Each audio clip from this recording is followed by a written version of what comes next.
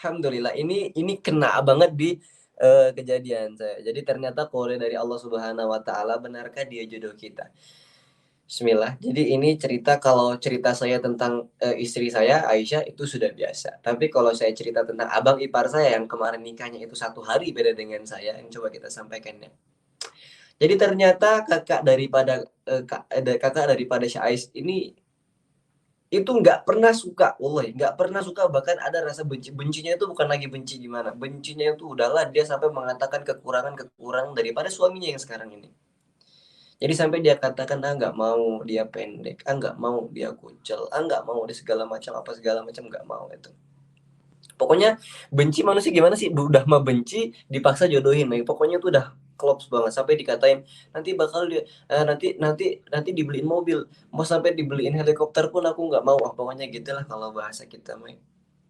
Sampai ternyata udah bencinya luar biasa, tapi gimana kemudian kok bisa menikah gitu. Pergi ke Mesir berapa hari tiba-tiba langsung Allah bolakin langsung hatinya, langsung tiba-tiba langsung ngomong ke Umi, "Umi saya pengen nikah." Insya Allah lah ya. Itu kalau Allah langsung yang mengendalikan hati kita. Apa yang nggak pernah terjadi itu bisa jadi terjadi. Apa syaratnya? Ternyata inilah ilmu pertama. Kalau kita pengen mendapatkan hati seseorang, itu bukan menggunakan coklat, itu bukan menggunakan kata-kata gombal, itu bukan ketika kita ngajak dia ke puncak untuk makan seblak, untuk kemudian kita belikan dia cilok atau basreng, bukan gitu. Tapi ternyata cara kita untuk mendapatkan hati seseorang yang paling pertama kali itu kita lakukan adalah dekati dulu penciptanya, kemudian rayulah dengan rayuan terbaik kita, bagaimana nantinya agar Allah yang menciptakan hati orang tersebut, kita minta agar hati kita bisa bersatu dengan hati yang orang kita inginkan. Ya ternyata cara yang pertama itu bukan menggunakan coklat, Pak. Tapi cara yang pertama itu kita gunakan untuk bagaimana cara ngerayu Tuhan yang punya hati dia orang. Dan kita yang menerimanya, dan ini kan untuk perempuan, itu untuk laki-laki. Untuk yang perempuan, itu kan mesti ada yang namanya sholat istikharah. Sebenarnya bukan bukan perempuan aja gitu, laki-laki juga ada yang namanya sholat istikharah. Tapi kebanyakan kan yang menerima itu ya perempuan gitu, datang laki-laki, kemudian meminang segala macam, kemudian dia istikharah. Tapi masalah jodoh itu nggak ada pemaksaan, Pak. Masalah jodoh itu nggak ada pemaksaan, masalah jodoh itu ya kehendak Allah, masalah jodoh itulah adalah Allah yang ngatur. Sebagaimanapun ruwetnya hidup kekeluargaan kamu nanti, sebagaimanapun susahnya kekeluargaan kamu nanti, kalau memang itu ridho dari Allah, Allah suka sama itu, bukan saja ketika kamu di dunia, memang sengaja Allah memberikan ujian di dunia, akan tetapi di akhirat itu luangan pahala semua. Karena Allah udah ridho di situ. Makanya, sampai dalam doa itu kan, "Allahumma inni astakhiruka biilmika." Ya Allah, berikanlah kepadaku apa-apa ketetapan yang Engkau itu sudah tahu,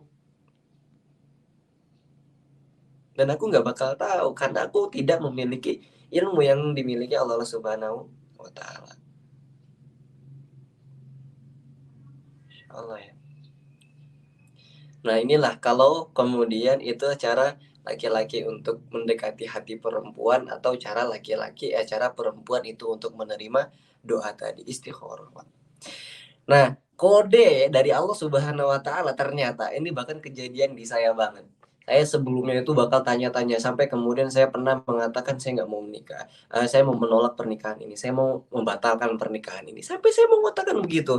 Saya membatalkan pernikahan ini nanti ketika saya mulai ketika saya mulai mengkhitbah gitu. Saya berharap nanti perempuan ini bakal menolak saya gitu. Jadi ternyata inilah, kalau kita menuju kepada jalan pernikahan gitu, kalau memang dia adalah jodoh kita, banyak kemudahan-kemudahan yang kadang-kadang kita nggak pikir dari mana. Banyak kemudahan-kemudahan yang kayaknya itu kita, "Loh kok ini bisa? Loh kok itu gampang?" Gitu. Sampai kita tuh nggak tahu itu dari mana sedikit pun. Ini ternyata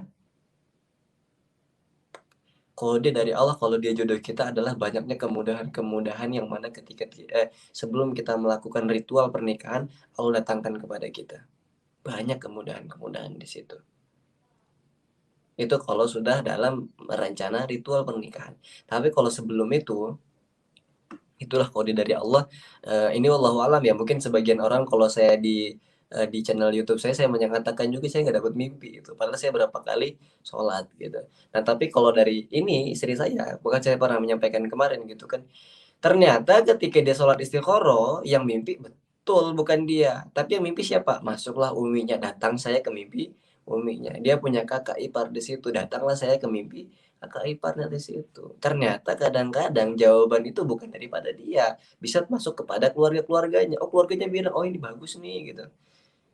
Ternyata itulah kode dari Allah Subhanahu wa taala. Allah itu punya 1001, bukan 1001, bermiliar-miliar cara untuk kayak kita itu seakan-akan, karena Allah itu nggak pernah mau buat satu adegan. Allah itu nggak pengen buat scan-scan perfilman itu kayak anteng kita bakal ketebak itu, kita Allah nggak pengen gitu.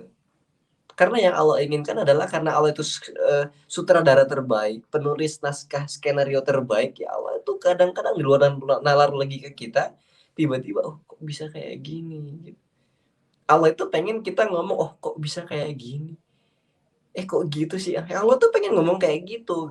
Saking takjubnya agar Allah tuh membuat kita, "Oh, ini jalan Allah," gitu.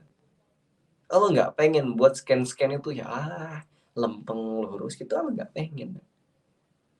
Kadang-kadang inilah Allah itu lucu ya, menuju gerbang-gerbang pernikahan itu kadang-kadang lucu gitu. Kenapa kok saya berani mengatakan kayak gini ya, karena saya udah gitu, ngalamin kemarin gitu. Mungkin antum bolehlah nggak percaya kalau saya ketika sebelum menikah menyampaikan kayak gini, mungkin antum boleh nggak percaya. Tapi ketika saya kemarin melakukan ini, dan memang itu terjadi kepada diri saya menceritakan kepada antum, alasan apa antum nggak percaya?